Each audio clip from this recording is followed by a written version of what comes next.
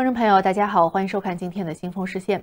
本周三，中国地产开发商碧桂园首次被认定美元债券违约，凸显出中国房地产债务危机陷入更深的泥潭。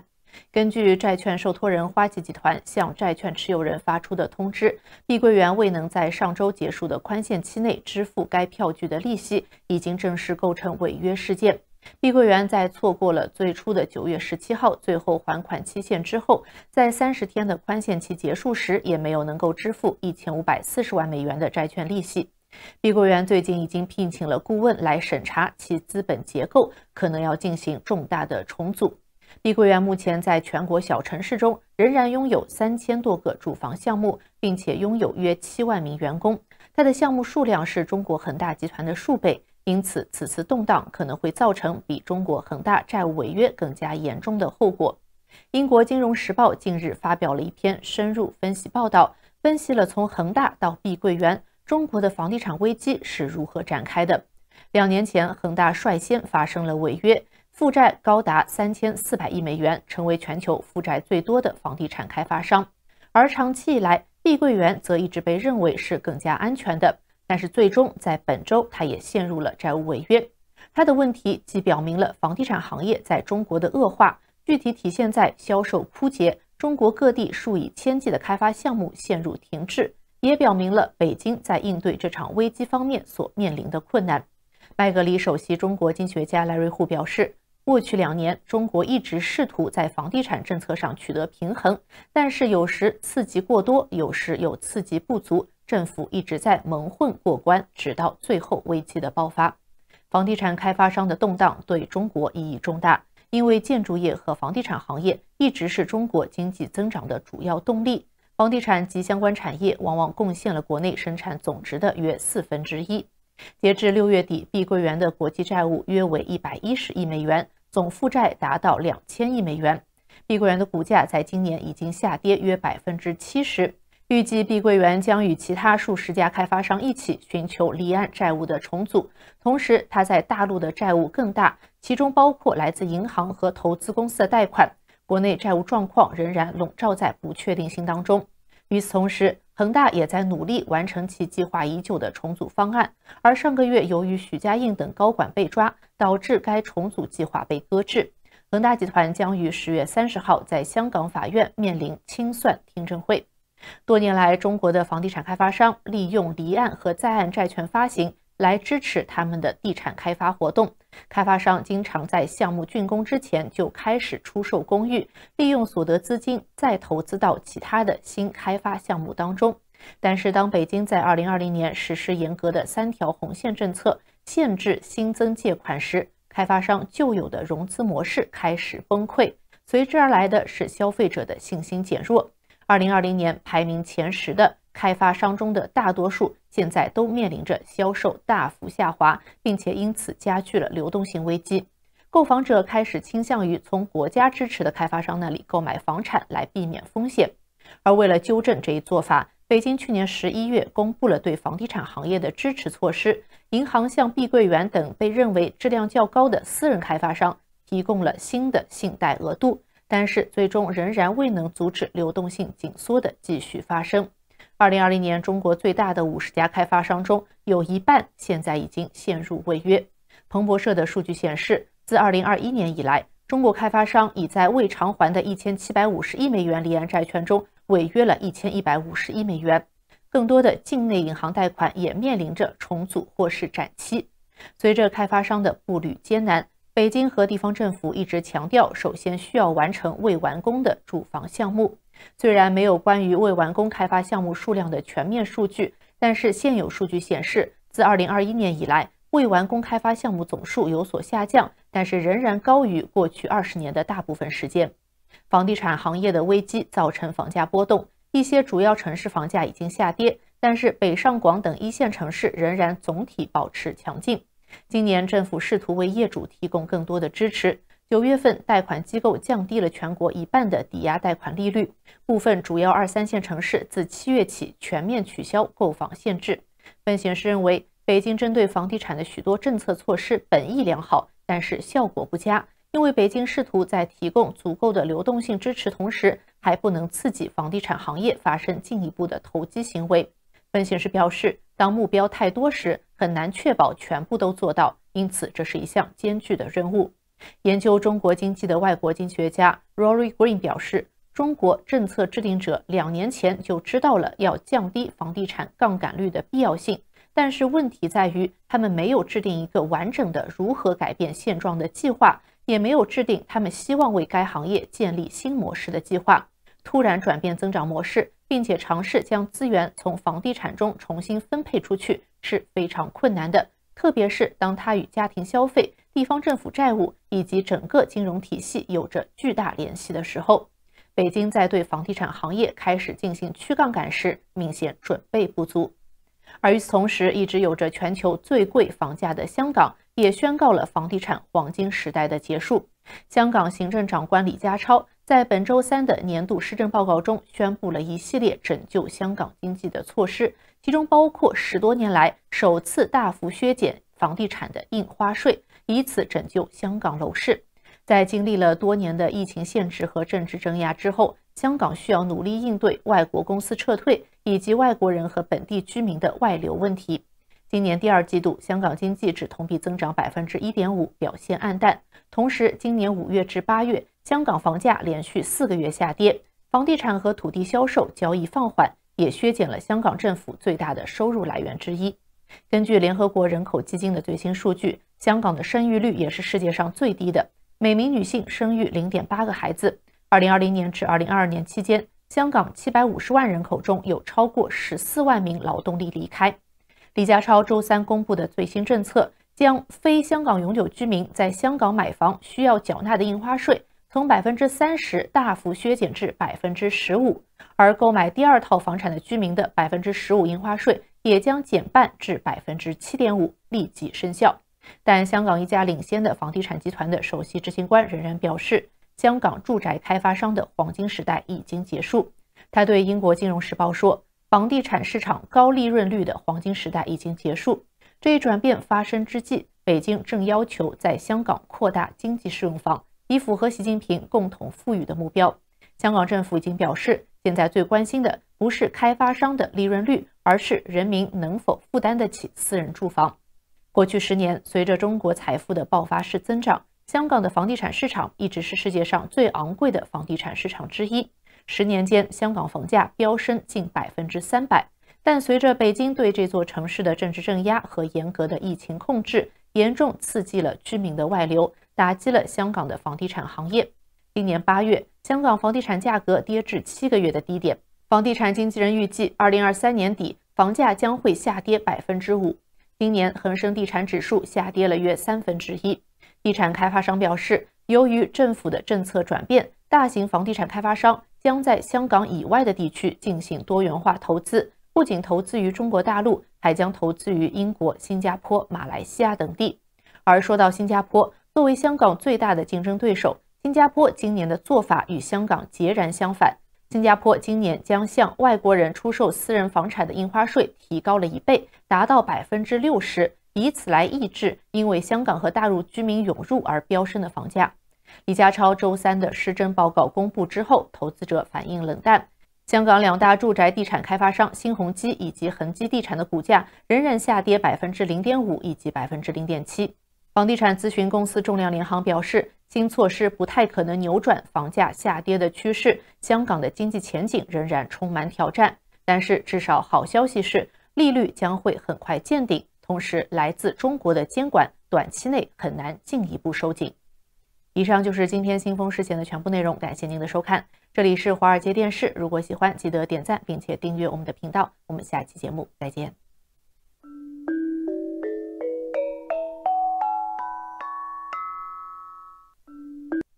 大家好，我是华尔街电视的小安，为大家主持一档新的节目《亚洲大眼睛》。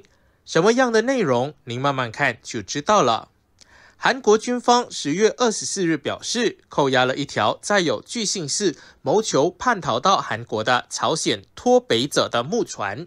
这是近几个月来第2起朝鲜人乘船跨过朝鲜和韩国海上分界线叛逃韩国的案件。今年5月，9位朝鲜人乘坐一艘渔船跨过西部海域的海上分界线进入韩国。路透社报道就说，韩国联合参谋本部说，这艘小木船在早些时候在朝鲜半岛东部海域韩国与朝鲜的实际海上分界线北方界线附近被发现后，在韩国东部城市素草的外海被拦截。韩国军方没有透露船上人数，不过韩联社报道就说，船上有4个人都表达了希望叛逃的意图，预计军方和国家情报院等部门将把他们送往安全地区，并进行联合审问。报道就称，虽然木船移动路线尚未确定，但相信是越过东部海域的北方界线南下。韩国联合参谋本部否认是在木船闯进后才发现，称韩军早在凌晨时分就察觉到 NLL 附近海域有可疑动向，并采取了应对措施。军方通过热探测器和雷达等发现并追踪小木船，并与海警合作控制住可疑人物。而在这期间，海警才接到韩国渔船报警。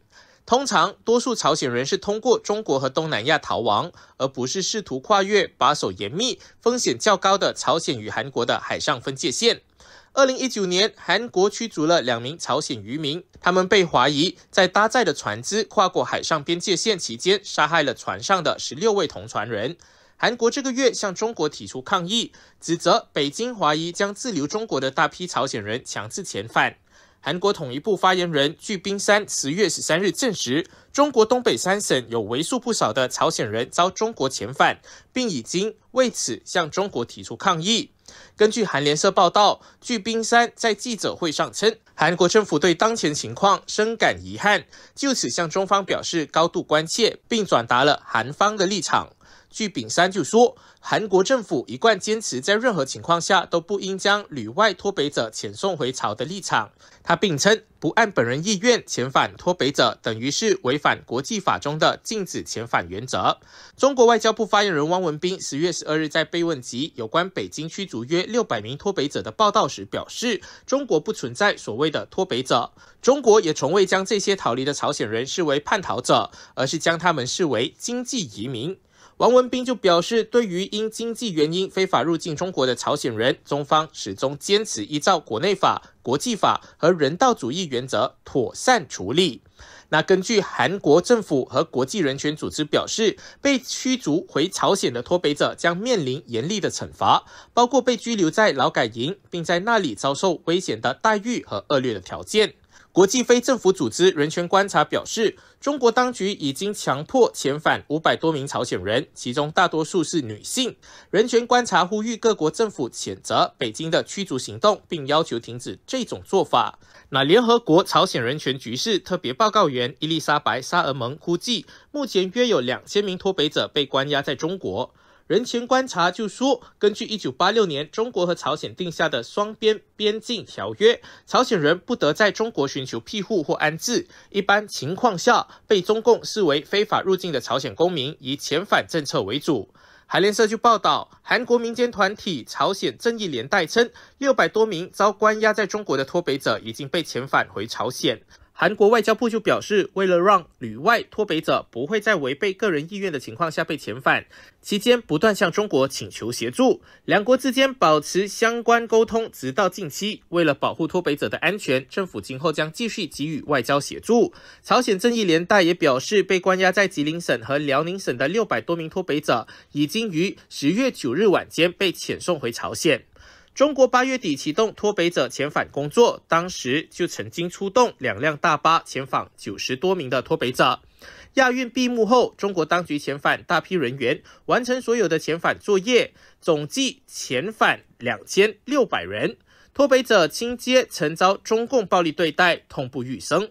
那近日，韩国律师、脱北者人权团体代表等召开新闻发布会，讲述脱北者被中共拘禁后所遭受的非人待遇，以及被强制遣返回朝鲜后的悲惨经历，并向国际社会、韩国总统及各界呼吁，督促中共停止强制遣返脱北者。10月23日，韩国社团法人朝鲜人权理事长律师金泰勋、自由朝鲜广播代表金成明自由守护联合代表崔正勋及脱北者池明熙在韩国新闻中心召开外媒记者会。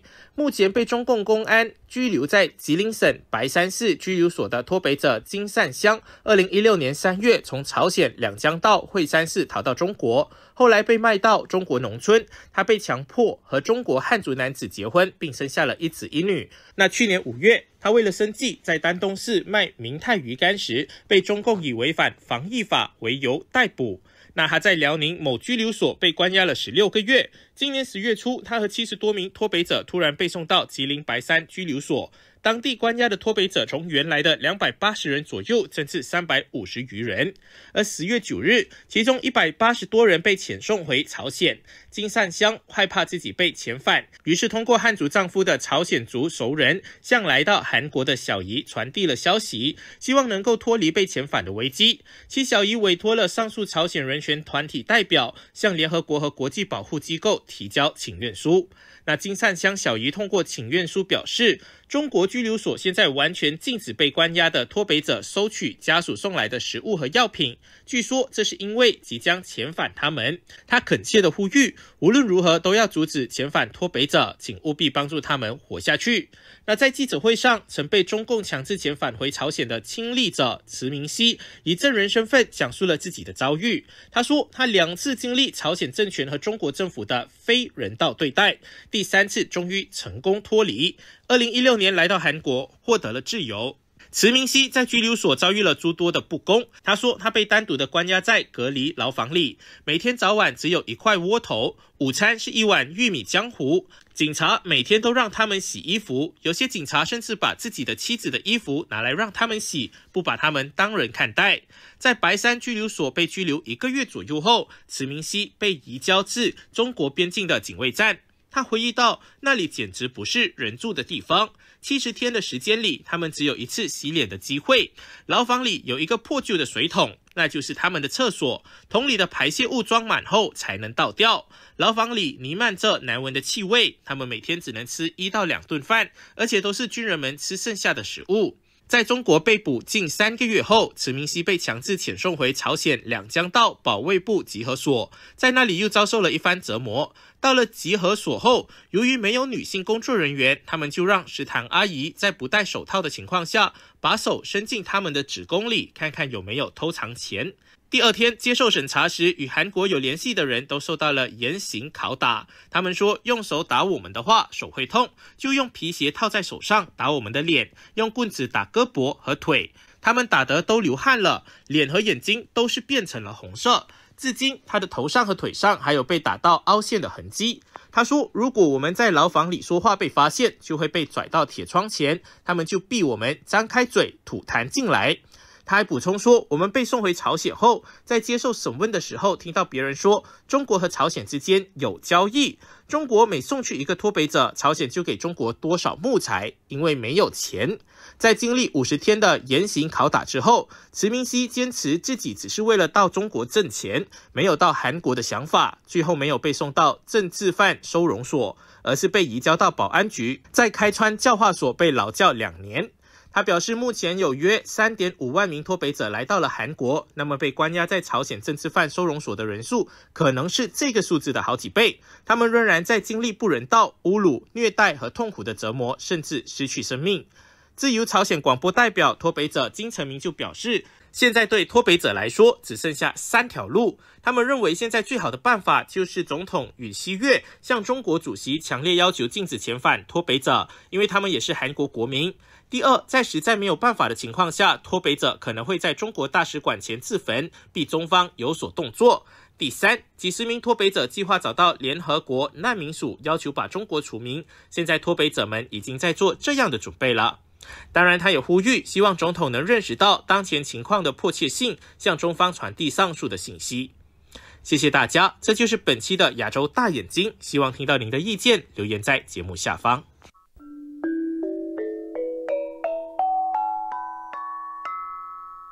Hello， 大家好，欢迎关注华尔街电视频道。这期的热点深度在美东时间的10月26日的下午来关注南海局势骤然升温的可能。美国印太司令部是在这个26日的下午刚刚解禁了一段影片，显示的是美军的 B-52轰炸机在南海上空遭遇中国解放军战斗机歼11亮刺刀，两机最近相距据说是不足10英尺这个10英尺那就是不足3米的这样一个概念。那根据防务博客的报道，美国印太司令部在10月26日下午发表声明说，一架美国空军的 B-52H 轰炸机在经批准的国际空域被一架中国歼11战斗机以不专业的方式接近。该司令部的报告提到，在这一次的危险遭遇发生时，轰炸机正在南海上空的国际空域合法的执行例行任务。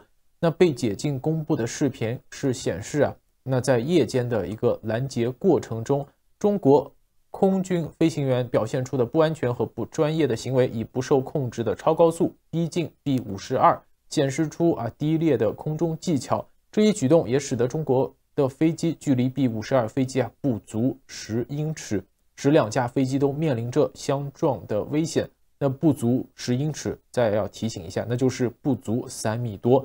这个3米多那在飞行的这个状态中，那几乎就可以说是飞机和飞机之间贴着的这么一个距离了。那防务博客的文章也提到，令人深感忧虑的是，这名中国的飞行员似乎没有意识到这些行为所造成的严重碰撞的风险。非常值得关注的是这个 B-52和此前美军的包括什么 P-8A P-3C 还有 RC-135这些飞机，那作为南海上空常客不一样。B-52呢，作为一架轰炸机，象征意义和战术上的能力和上述这类侦察反潜机是完全不一样的。综合前几年的报道，其实这个 B-52也会时不时的飞去南海，比如2019年的这个3月，那再比如2018年的8月再比如2015年的11月等等。但这一次不一样的是中国人民解放军的这架歼11进行了如此近距离的一个拦截动作。还有一个不一样的是美军这边公布的这个拍摄到的一个拦截的画面。那么这个画面呢，我们会在后面再做一个比较详细的分析。但是要说这个拍摄画面的设备呢，应该是一个被称为狙击者的一个空中的吊舱里面的设备所拍摄到的。为什么说美军公布这样的一个画面非常不寻常呢？因为大概在将近1年前在这个今年2023年的早期那么美军不是在空中击落了一个硕大的这个中国的间谍气球嘛？当时就有人说你们击落这个间谍气球呢，这个作为发射导弹的 F-22上有没有去拍摄到相应的这个画面？当时美军给出的一个解释是他们的这个包括发射导弹的飞机以及这个伴飞的飞机他们的吊舱所拍摄到的画面是没有办法公布，因为没有办法拍摄照片。当时这个都不愿意公布击落气球的这么一个影像，但是在现在同样用这样的一个影像吊舱拍摄到这样一个抵近不到10英尺的这么一个画面，你可以想象的是这一次的接触，近距离的接触有多么的不寻常，或者是美军方面有多么的重视。那在10月26日的稍早有监测战略军事空中动向的插友曾发文说，美国空军2架 B-52H 轰炸机是离开了关岛安德森空军基地前往中国南海执行轰炸机特遣队部队的任务。那么 B-52提升在南海露面的频率是在中国和菲律宾船只在南沙群岛发生碰撞事件后几天进行的。那根据这个插友的发帖那至少 B-52在这个礼拜至少飞往南海飞了2次。本周菲律宾说一艘中国海警船在南中国海与一艘该船试图阻拦的菲律宾船只相撞，这一事件也标志着中国与美国盟友菲律宾之间在这个动荡地区的紧张局势升温的可能。而中美之间的军事动作也逐渐增多。中国这边呢，中国军方在北京时间的10月26日也公布了影像资料，称美舰侵权挑衅。在10月26日的下午，中国国防部举行例行记者会，国防部新闻局局长、国防部新闻发言人吴谦大校向媒体披露了一段视频，称美方才是真正的挑衅者、冒险者和搅局者。那在这段视频显示的就是2023年的8月19日，美军的约翰逊号驱逐舰抵近滋扰在南海海域正常训练的中国海上这个舰艇编队期间美舰是据称多次采取大角度转向、急加减速、横穿中方舰首等挑衅动作，并危险接近中国海军舰艇，最近距离3.6链，约670公尺。影片中说这艘美舰的行为是违反了国际海上避碰规则、海上意外相遇规则、中美海空相遇安全行为准则等等规定，危及双方一线人员和舰艇的安全。影片指控美军的约翰逊号在共居桂林舰的右侧大角度的转向突然加速横穿桂林舰的舰首，还指控约翰逊号强行穿越桂林舰和黄山舰的舰艇编队。而美国印太司令部最新公布的我们刚才提到的B-52和歼11相距最近不足10英尺的影片，无疑并不会显示出南海的气氛正变得更加平和。那再回到美国印太司令部公布的影片，可以想见在夜空中尽管经过了去敏感的程序，但视频里的解放军战机看起来清晰度还是非常可观。那虽然 B-52庞然大物是在冷战前设计首飞，但这么多年过去它经过了大量的现代化改装。现在美国空军服役的 B-52那是它最后一款生产型 B-52H， 即使是最后的改型，这些飞机也大多诞生于20世纪60年代初期，他们比驾驶飞机的飞行员要年纪还大得多。那经过发动机更换和延寿作业这些飞机是要朝着2050年去服役了。那今后30年，不管战场上出现如何的黑科技，那有美国部队出现的地方，很可能就会有 B-52巨大的身影。B-52作为美国意志的象征也将继续存在于各种敏感地区再来具体说一下这个影像这段影像呢，应该是 B-52轰炸机上的狙击手瞄准吊舱空对空镜头所拍下的。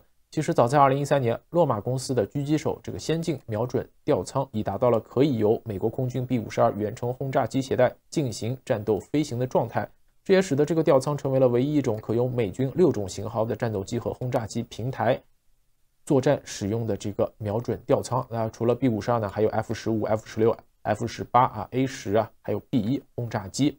那这个瞄准吊舱将也能为 B-52飞机机组成员提供高分辨率的图像，实现可靠的远程目标识别和精准的瞄准，以及非传统情报监视与侦察。这个瞄准吊舱也可以探测识别和自动跟踪目标在远距离上对小型目标进行激光指示照射也可以支持使用各种激光和卫星制导炸弹打击多个固定和活动的目标，带有视频数据链，可以与地面的部队共享实时的视频，从而改善态势感知并实现快速配合。那虽然 B-52呢是轰炸机，但由于它惊人的续航能力把它当做一个侦察平台也是没有问题的。这段时间其实 B-52还去了一趟韩国。根据韩国的中央日报在10月16日的报道，美国当时有一架 B-52同温层堡垒这是 B-52的绰号。这架轰炸机在当时降落在韩国的巫山空军基地，参加韩国首尔国际航空航天及军工业展览会。据悉B-52也将在距离地面1300至1500英尺的高空进行飞行。游客呢在当天也可以用肉眼观察这架飞机。这也是这一款能够携带核武器的战略轰炸机首次降落在朝鲜半岛，这也是该轰炸机首次降落在美国领土以外的空军基地。据报道，该轰炸机此前也曾多次与韩军在半岛上空实施联合训演，但是之后这架飞机是会返回关岛的美国空军基地，在韩国境内的空军基地着陆是第一次。B-52的轰炸机最多可以携带31吨的弹药，飞行距离呢达到了6400公里。B-52轰炸机也是美国牵制朝鲜的主要军事资产之一。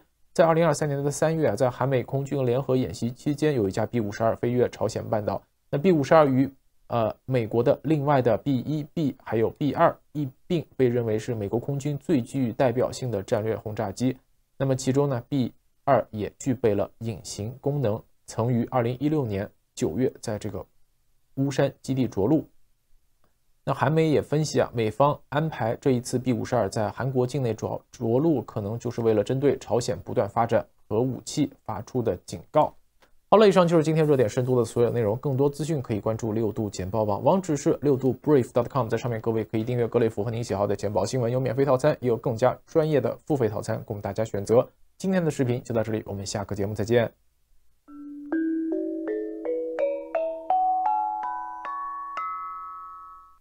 The U.S.-China relationship in recent months has shown signs of stabilizing, at least on the surface. Several factors have contributed to this seeming flattening of the trajectory of relations. First, there is alignment in expectations.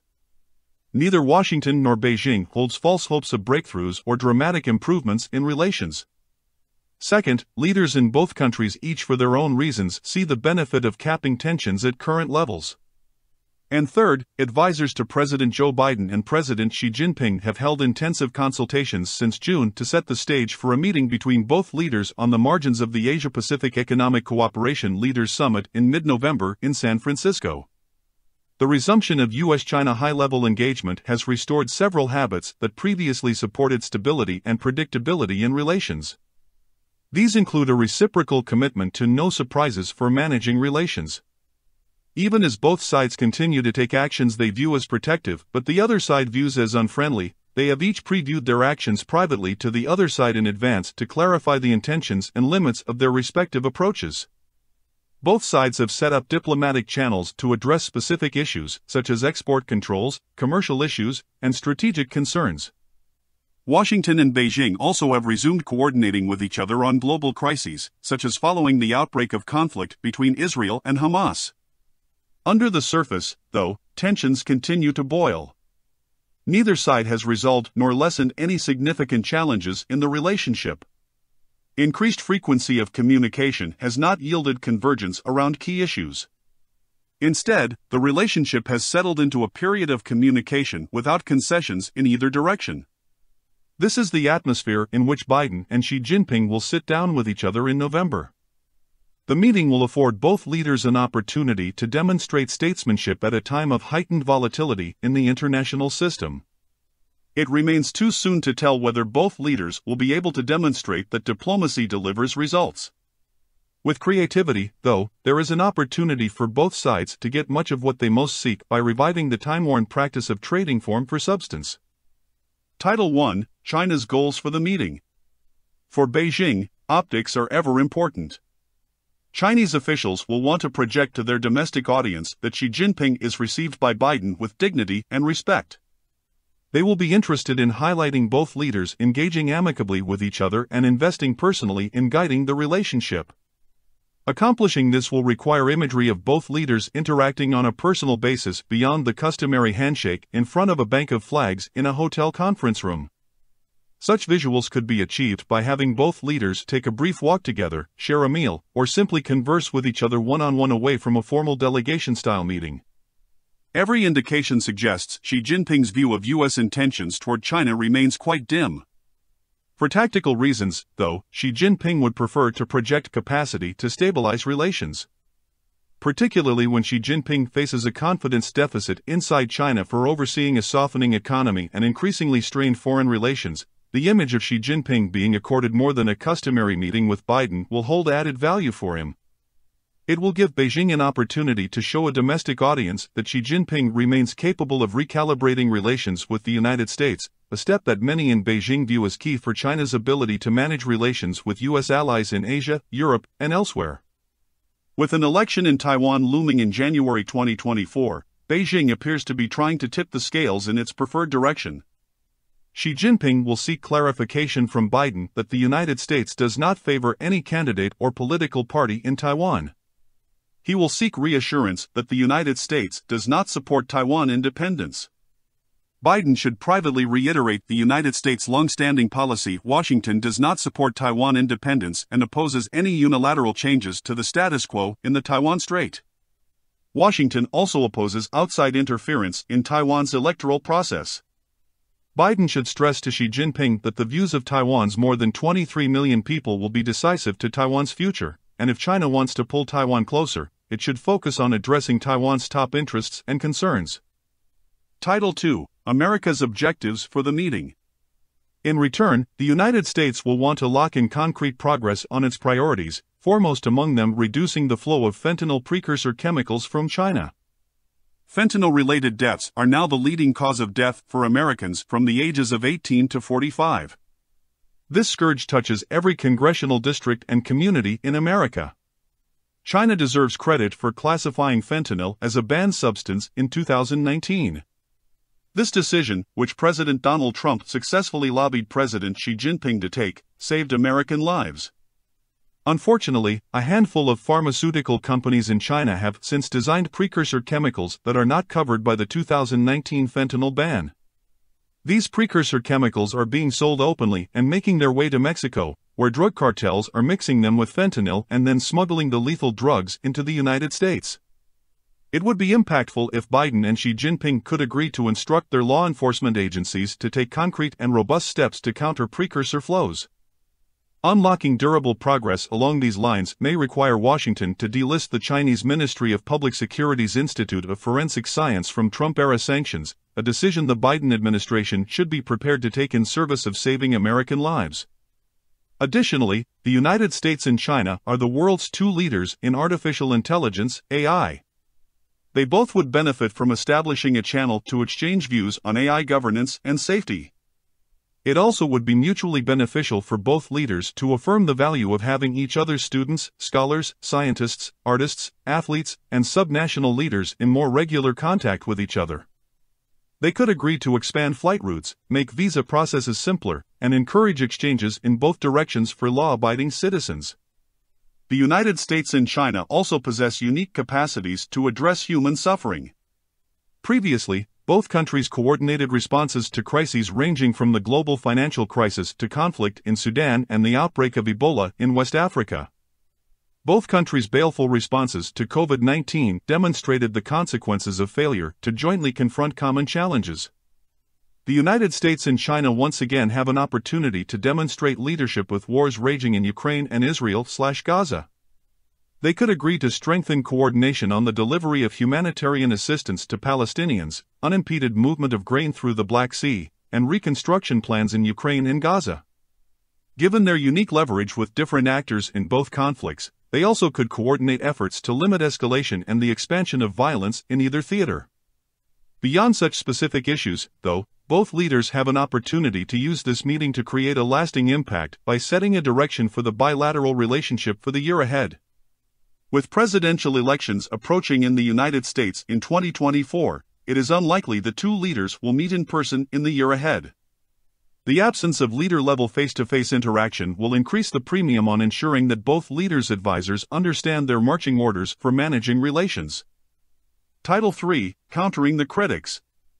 Some members of Congress, presidential hopefuls, and commentators can be expected to argue that the United States is being played by China, caught in an engagement trap of substituting meetings for action to protect Americans against Chinese predation. This analysis will be loud and wrong. Here's why. The United States is continuing to strengthen its competitive position even as it rebuilds diplomatic connections with China. The United States is tightening its alliance relationships in Asia and Europe to address challenges posed by China. Washington also is strengthening export controls, investment restrictions, and military deterrence in Asia. The United States remains the stronger power in the relationship by a significant margin. It can afford magnanimity. Washington's task is not to slow Beijing down. Only Chinese can do that, and Beijing is doing a decent job of it currently. Washington's job is to chart a direction for the relationship that serves U.S. interests. Lowering the risk of inadvertent crises and eliciting greater Chinese contributions to global challenges does just that. Biden is a pragmatist and a politician. He surely will understand that a strong majority of Americans want the U.S. approach toward China to be firm, smart, and diplomatic. According to recent polling by National Security Action and Foreign Policy for America, 73% of Americans support high-level diplomatic talks with China. Only 13% want an aggressive approach and 5% want a confrontational one. 78% of Americans want their leaders to focus more on working to avoid a military conflict with China, while only 22% say leaders should focus more on preparing for one. Stabilizing relations with China while remaining firm in defense of U.S. interests and values would enjoy broad public support within the United States. Likewise, Xi Jinping would benefit in China if he can demonstrate progress in recalibrating relations with the United States. Both leaders have an opportunity to advance their respective interests when they meet in San Francisco. Time will tell whether they prove capable of seizing it.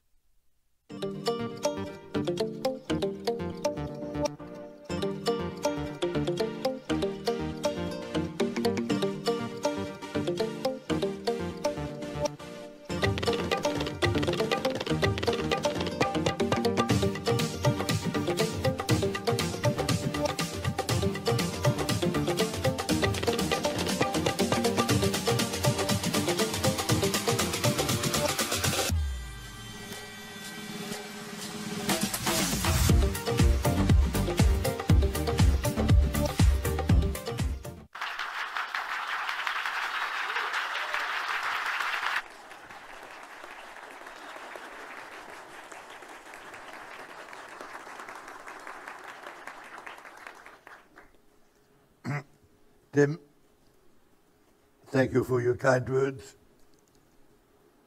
Working for me is not an easy task. And I was afraid he might accuse me of a human rights violation. So, I have spent literally half of my life working on Chinese-American relations. And I did so. I like the Chinese people. I am impressed by Chinese culture. But in the positions that I have had, I have to look at the American interests. And I am convinced that Chinese-American relations depend on an understanding that the two countries have a unique ability to bring peace and progress to the world. And they also have a unique ability to destroy the world if they're not together. This is the necessity that I see. And let me put it into 4 categories. 1, the basic relationship between China and the United States. 2nd, the issue of Taiwan. 3rd, the war in the Ukraine. And 4th, the advancing technology, which could by itself drive the nations into conflict. I believe now, as I believed 50 years ago, that we can find our way through these difficulties. When the 2 presidents meet in San Francisco, as I hope they will, I hope that they will find words to express the reality that they are devoted to peace with each other, and that they will make every effort to avoid it and create institutions which permit us to talk to each other at the highest level, easily and continuously. With respect to Taiwan, I was present when the agreement, the Shanghai Agreement, was made. So we, in America, have to avoid giving the impression that we are walking away from the one China concept to which we committed ourselves, and I was there at the drafting of it. So that was a real commitment. In the Shanghai communique, we expressed the American conviction that this goal should be reached by peaceful means. So both sides have a marker towards which they can move. In the war in Ukraine,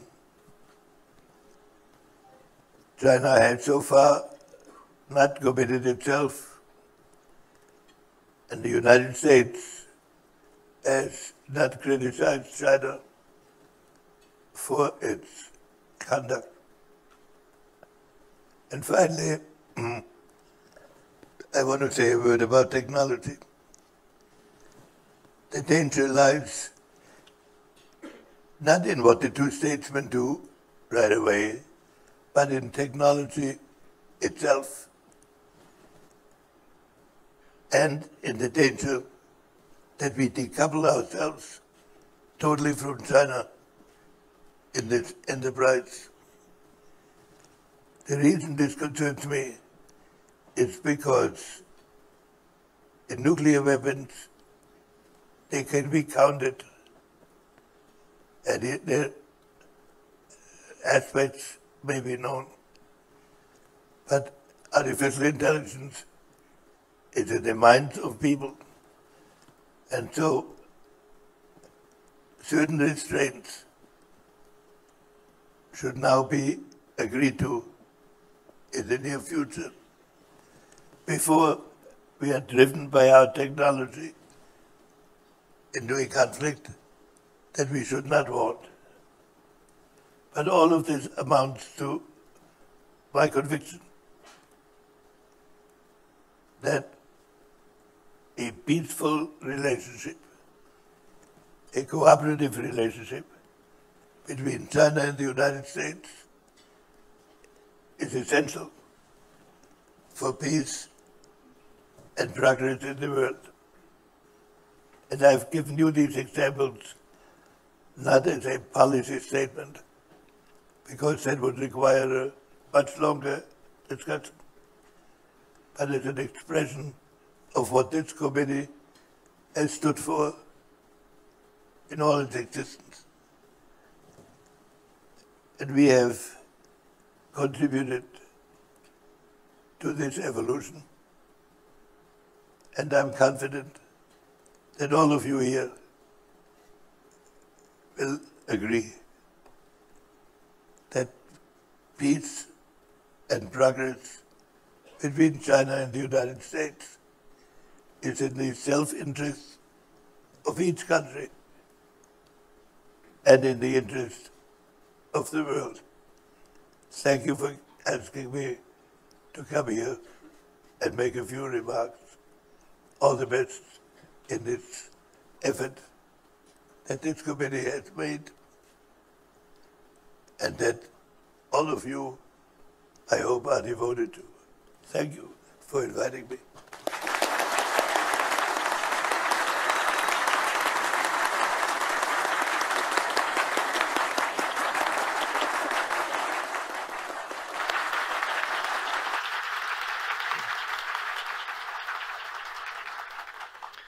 Thank you.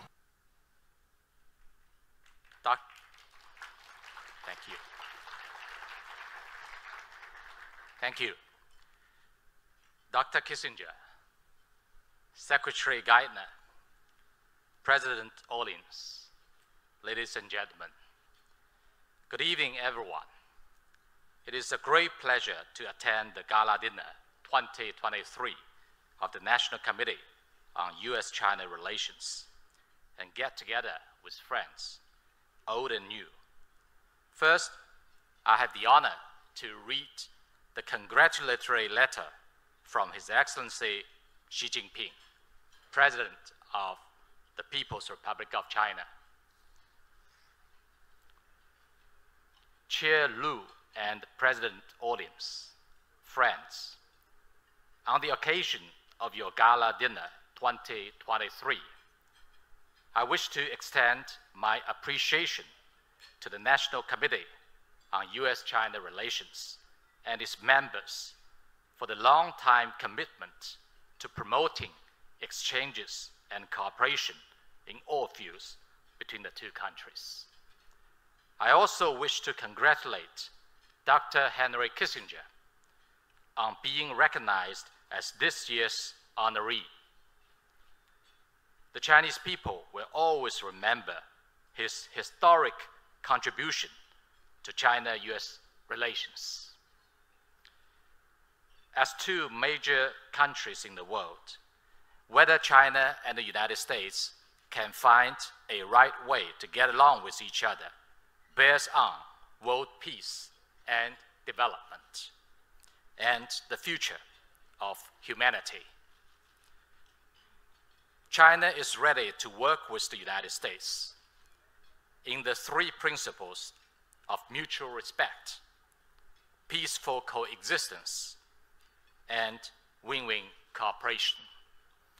to advance mutually beneficial cooperation, properly manage differences, jointly address global challenges, and to help each other succeed and prosper together to the benefit of both countries as well as the world. I hope that the National Committee and friends from all sectors will continue to care for and support China-US relations and play a constructive role in facilitating the sound and steady development of our bilateral relations. Xi Jinping, President, the People's Republic of China.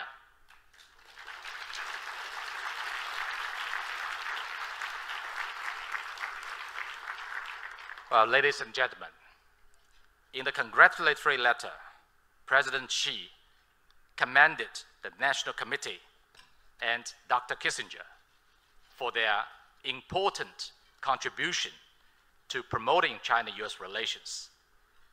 He expounded on the necessity and significance of finding a right way for China and the United States to get along with each other, and reiterated China's goodwill for a sound and stable China-US relationship. President Xi noted in the letter, as two major countries in the world, whether China and the United States can find a right way to get along with each other bears on world peace and development and the future of humanity. Today, our two countries are again at a crossroads. The course of history will be shaped by whether we can draw inspiration from the past, seize the opportunities at present, and find a right way forward to create a brighter future. Throughout the history, China-US relations have kept moving forward on the whole. The past half a century and more have witnessed the China-US relationship forging ahead against all the odds.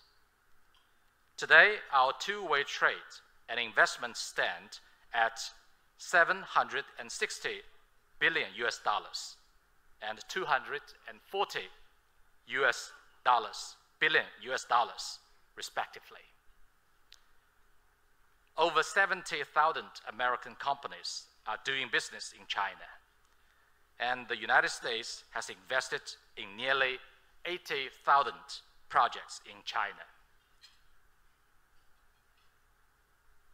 Trade between us has supported more than 2.6 million jobs in the United States. Before the pandemic, 3 million Chinese tourists visit United States annually, contributing over $30 billion. While a lot has changed in the overall context and both our countries, the historic logic underlying this growth of the China-US relationship has not changed.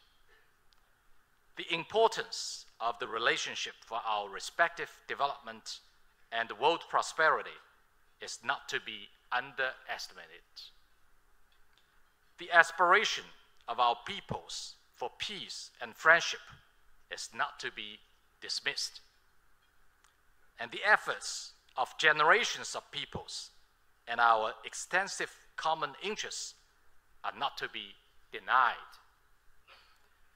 While China-US relations will not return to the past, it does not mean we should start all over again, still less turning back the wheel of history. What we should do is to build on the joint efforts by generations of leaders, including Dr. Kissinger, and peoples with vision in both countries. Learn from history and forge into the future. At present, stabilizing China-US relations is a common aspiration. Recently, our two countries have had a series of high-level interactions. China has resumed group tours to the United States. Direct flights were increased to 48 every week. Dialogue and exchanges between the think tanks, provinces and states, and the legislature are on the rise.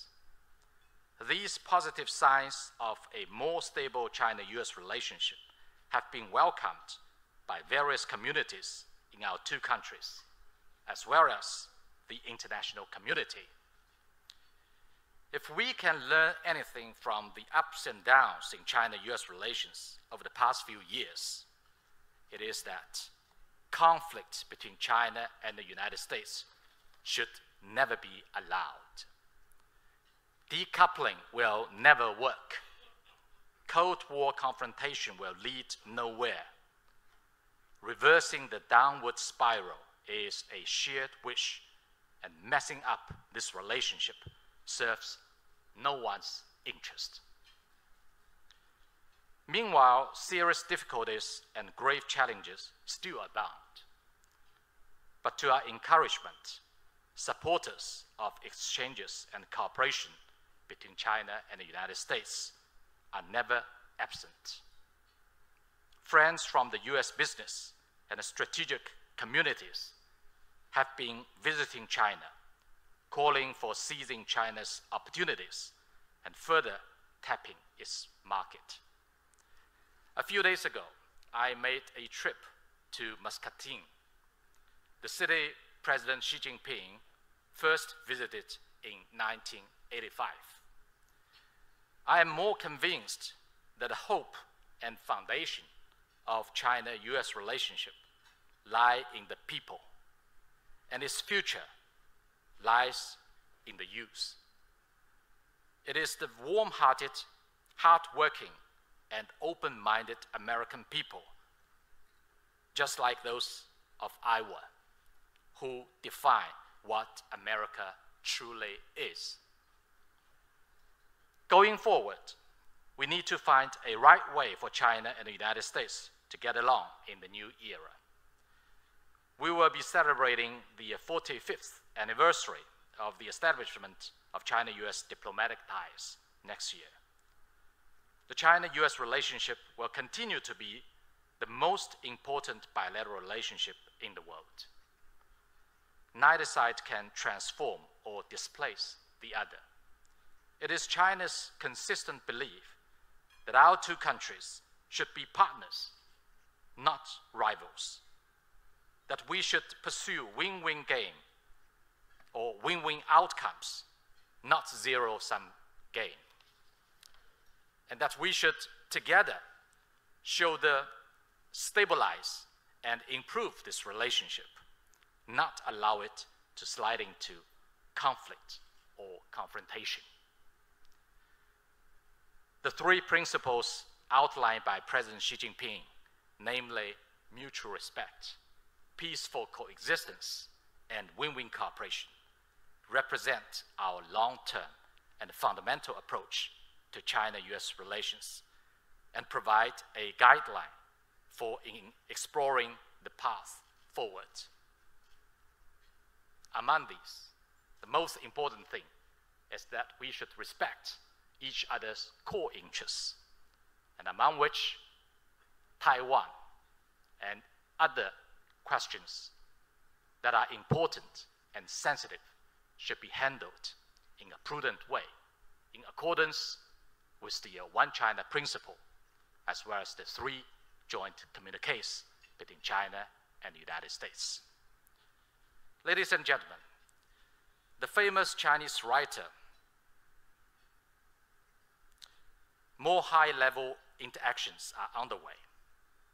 In 2 days, Foreign Minister Wang Yi will visit the United States. We hope the US side will work with China in the same direction, shorten the negative list, expand the positive agenda, and bring China-US relations back to the right track of sound and stable growth. Ladies and gentlemen, the famous Chinese writer Lu Xun wrote in the 1920s that there was no road in the world at the start. Just when many people walked by, a road was hence formed. President Abraham Lincoln said, always bear in mind that your own resolution to succeed is more important than any other one thing. The growth of China-US relations could not be achieved without the strategic guidance of our leaders, nor will it be achieved without the participation and support by people from various communities in both countries. The National Committee is a committed advocate of China-US cooperation. Dr. Kissinger is a trailblazer and icebreaker. Let me take this opportunity to again extend my warm congratulations to Dr. Kissinger for being this year's honoree.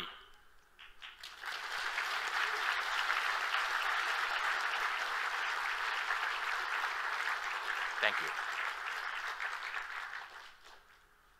This is a moment that again calls for the strategic courage to break out of the cocoon, the wisdom of diplomacy to seek common ground while reserving differences, and the commitment the distinguished generation has shown us, who has visited while reserving differences, and the commitment the distinguished centenarian has shown us, who has visited China more than 100 times, including one after his 100th birthday.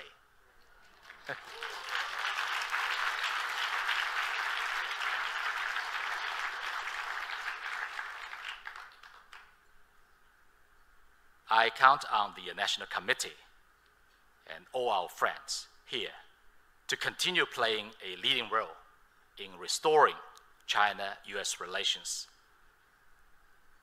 back to the right track. Together, let us explore a path of win-win cooperation between China and the United States for the benefits of both peoples and the world. Thank you very much.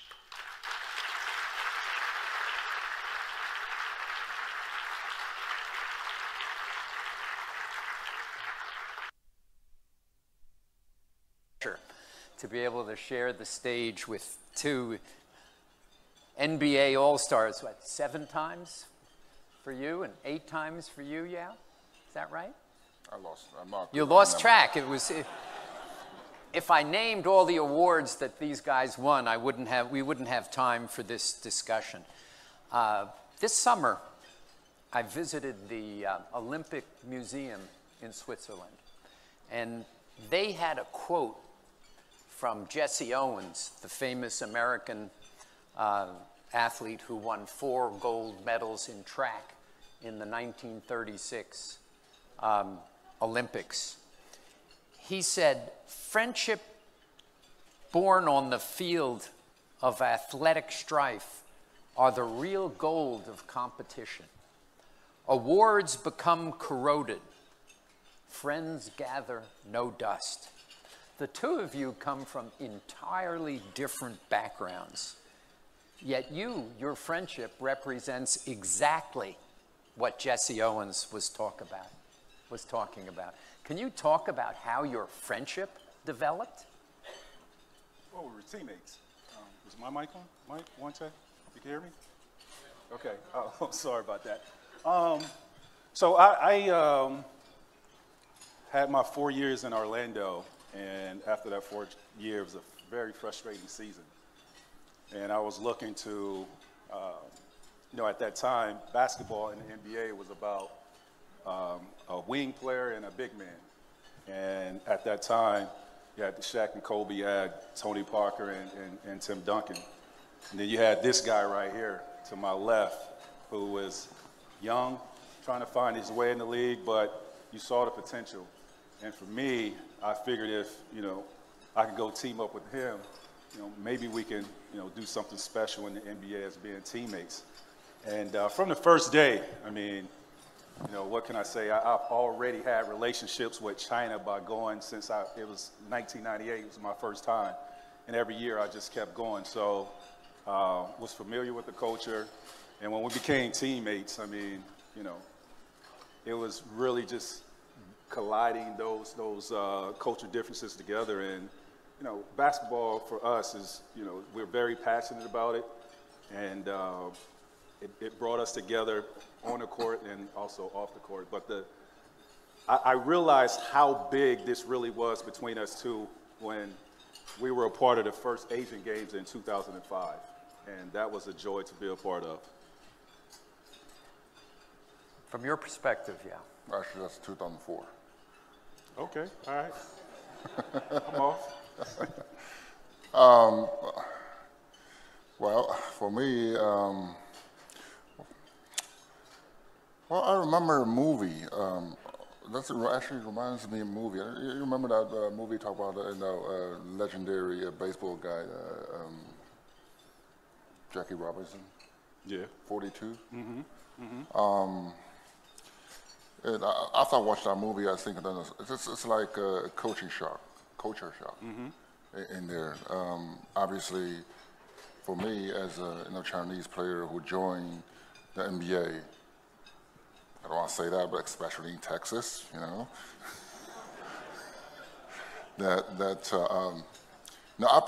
thought I prepared everything, before I came to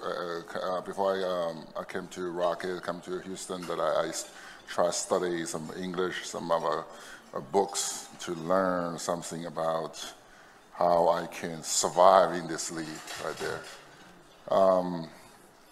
But suddenly, when you're running into a bunch of a teammate like this, especially like T-Mac, that you still you're never preparing enough. Feel you're never preparing enough. I remember the first practice when I practiced. Officially, I practiced with him. We've been forbidden practice together before the training camp start. That's a league policy or something. Mm-hmm. All right. It's last thing has happened on court. Something is really off the record. It's really off the record. But basketball is a sport that can put us together. Regarding those misunderstanding of a language, because, be honestly, I'm not perfectly speak English until today. You're not speaking Chinese at all. You speak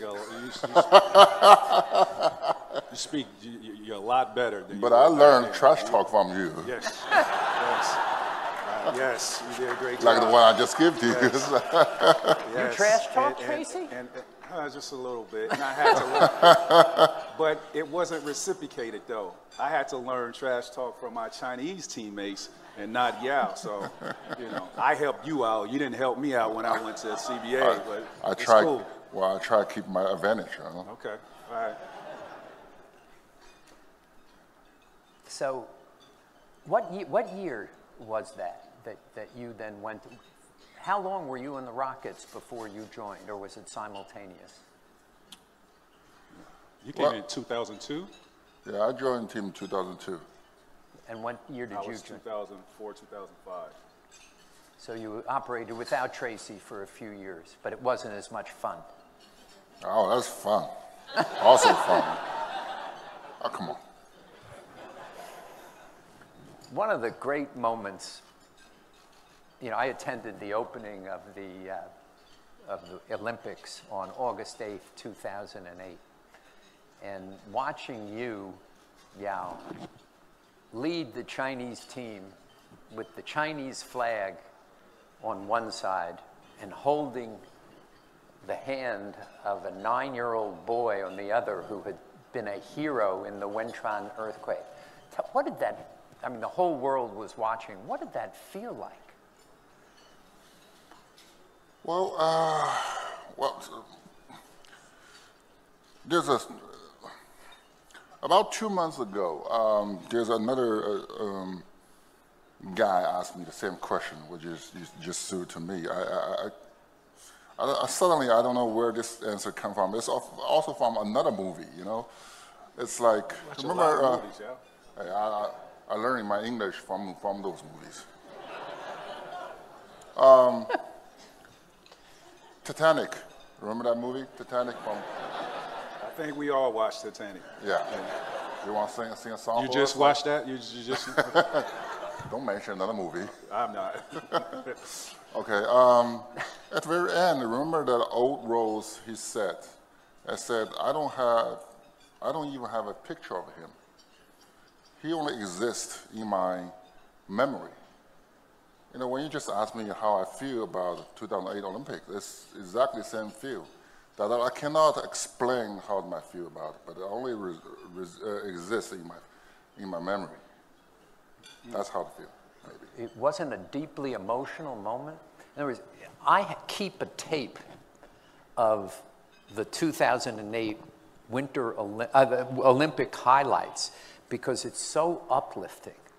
And part of it is the video of you coming into the NBC had provided it, but it's you coming into the stadium. What did you feel seeing your teammate walk into the stadium in Beijing that day? Proud, because I know him personally. I know he was standing up there watching him. He was a great representation of China. Couldn't have a better person. You know, to think that watching this guy and there's a billion people that's behind him and rooting him on, you have to feel something, Yao. I mean, Jesus.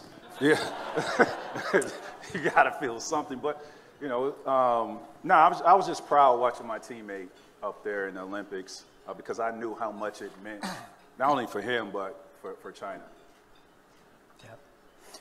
You've both experienced playing in a foreign country. Obviously, you playing here, Tracy, you playing in China for Qingdao, right? Qingdao, very cold. Very cold? Very cold. Very, very, very cold. Beautiful city, though, but very cold. What were some of the obstacles that you faced, and were they unique to a Chinese in America and an American in China? It's basketball. I think, you know, just really adapting to a different game. Again, you know, all my Chinese players, they spoke Mandarin, they spoke Chinese. I didn't speak any Chinese, so, but I did pick up, you know, a few basketball terminologies as I went on through that season. Like what basketball terminology did you pick up in Chinese? I picked up like how to tell my teammates to rebound. You know, I always think I get fouled when I go to the hole, so I know Fanguila. Fanguila. Talk to the ref, my Fanguila. You know, so, and yeah, rebound, lob and jaw. You know, like I've learned some terminology, but at that time for me, and this is, you know, this is why I appreciate and I always be indebted and love China. Like that, I consider China my second home.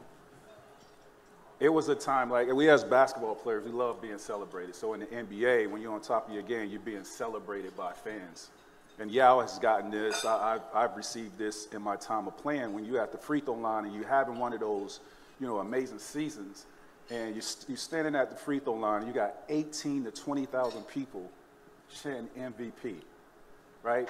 Like, that, I can't tell you how that feels. It's an amazing feeling when you're out there on the basketball court and there are other pros, but the MVP chants are for you individually. So by this time of me going to China, I wasn't the same player because I've dealt with injuries. So those chants and everything, the last 4 years of my career had died down. Going to China, when the day that I announced that I was playing in the CBA, sold the CBA out. And my very first game, when I tell you it brought that energy, that love, that passion back, which I've lost for like 4 years, China brought that back. It like revitalized my career. and my love for the game of basketball. So I'm always indebted. Now, cultural differences that you experienced in Houston. I'm sorry, pardon again? Cultural differences being Chinese and suddenly being in Texas playing basketball. Must have been a pretty big shock. Well, food, because he loves to eat. I noticed, having spent the last 2 days with him, he does love to eat. First of all, in China, we don't have American football. You know, that's one of the most popular sports in Texas. And you have to watch some of those, right? Secondly, well, everything is bigger in Texas, that's for sure. You just added to it. That's for sure. And everything is so far away in Texas because the landscape is so big. You know, my hometown is in Shanghai. There's 20 million people in your hometown. Yeah. So it's far away in China as well. No? I mean, like in China, I mean in Shanghai. Shanghai. Well, that's 25 million people. All right, 25 million people. And I'm not. It's almost like you living in the city, like in Houston. That when I heard a neighborhood, how far is that? I said, no, not far. Like 45 minutes drive. Okay, that's not far. So how far is far? You got a point. Yeah, the population density is a little different from Shanghai. Yeah, for sure. To say the least.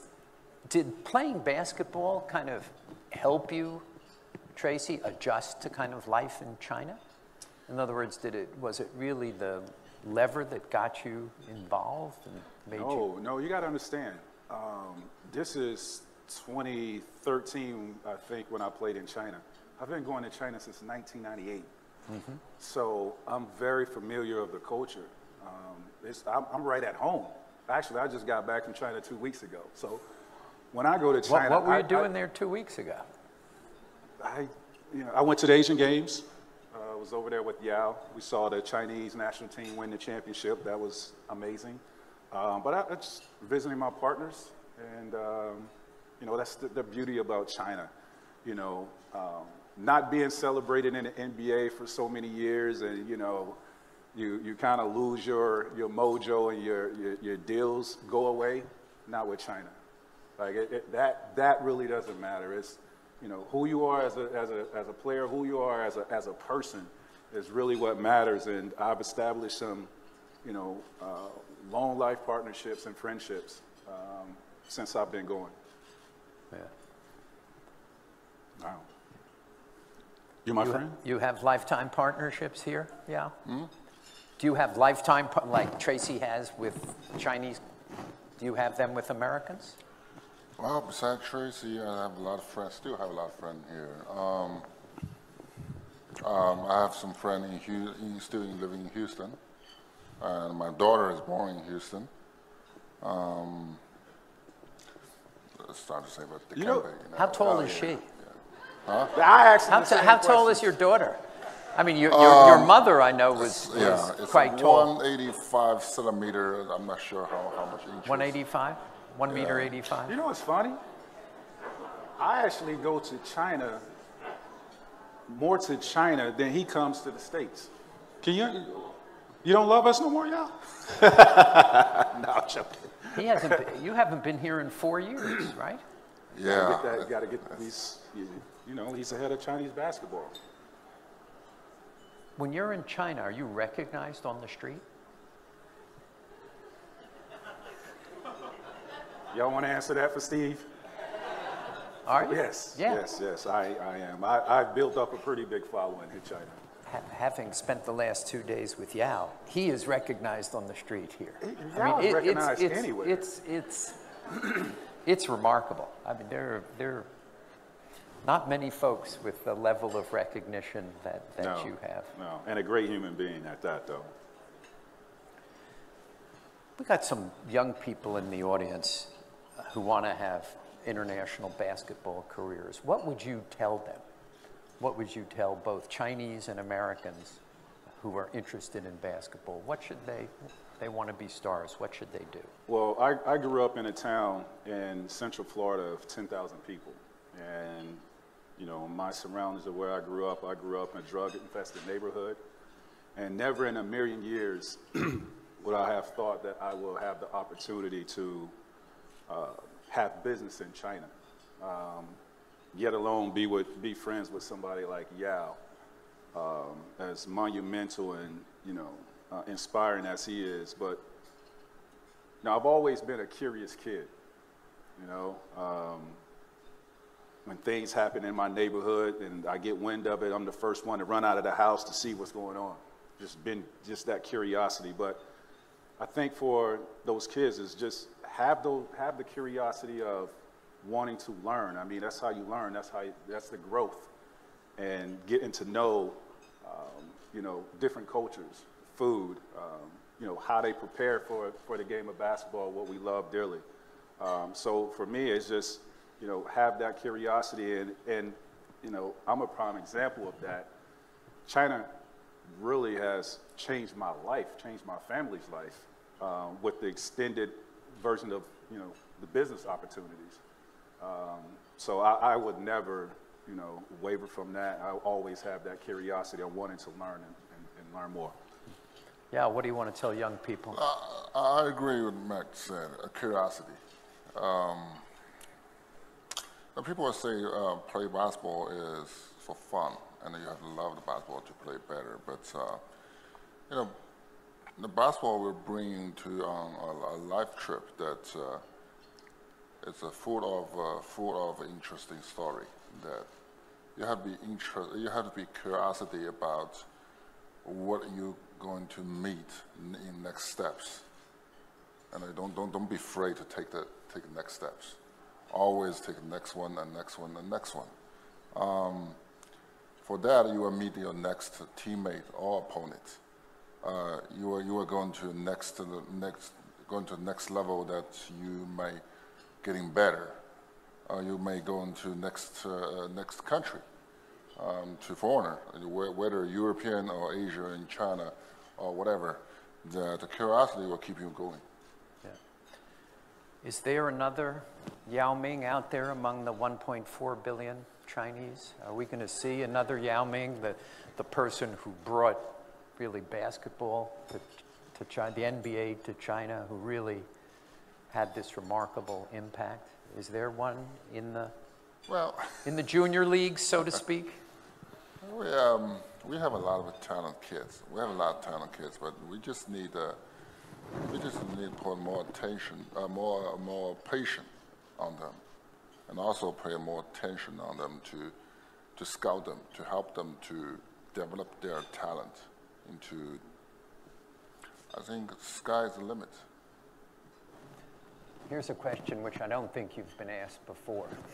How can sports help rebuild U.S.-China relations, which is what we've been talking about, how with the government relationship, the government-to-government relationship so deeply challenged, we've been talking about people-to-people relationships, rebuilding U.S.-China relations kind of from the bottom up. So my question for both of you is, how can sports help do that? I think when countries come together, build that bridge of playing together. Playing together brings engagement. Engagement brings connections, and those connections can lead to, you know, partnerships, friendships, and you know, it's all about playing together. And I think.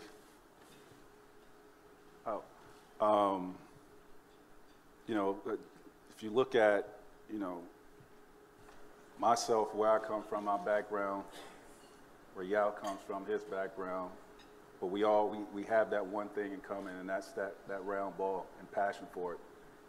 And, you know, we truly love that, and it doesn't matter, you know, his religion, his beliefs, none of that really matters, but us just really putting our mind together for that common goal and trying to achieve that. And I think, when we do that, build those bridges and come and play together, it could solve any issue. Yeah, how can we rebuild? Well, I would say that only through sports we can seek sportsmanship.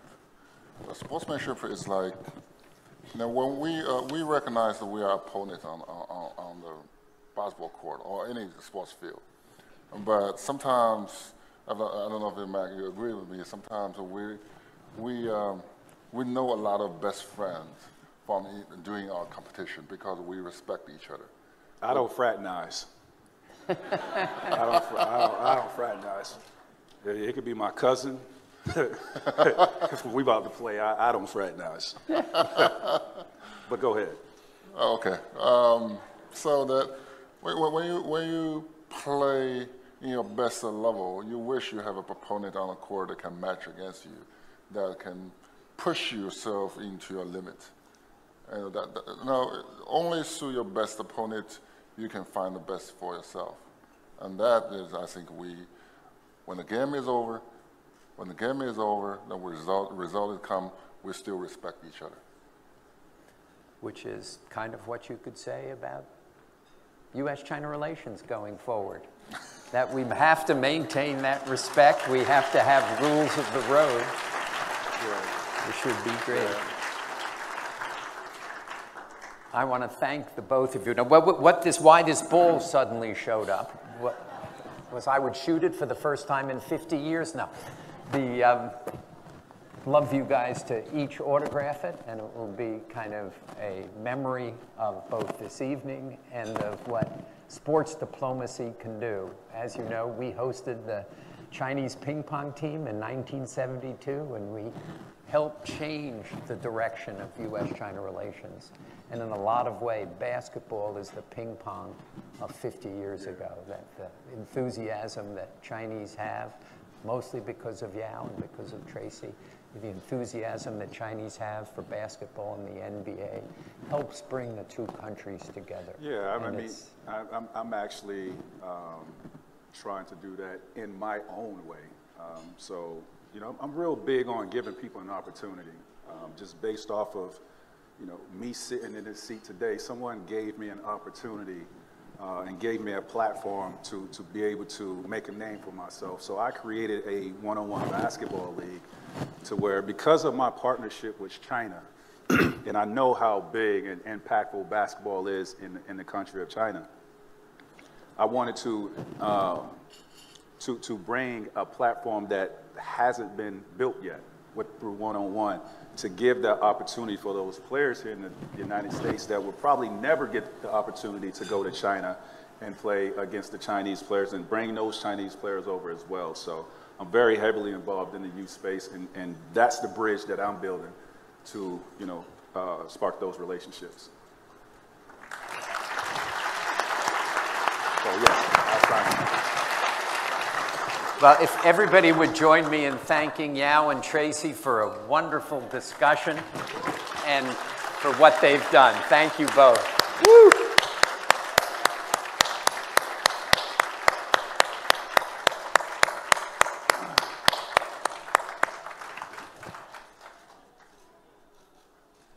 And there is a dessert reception in the back, I'm told. What we do, throw this in the crowd?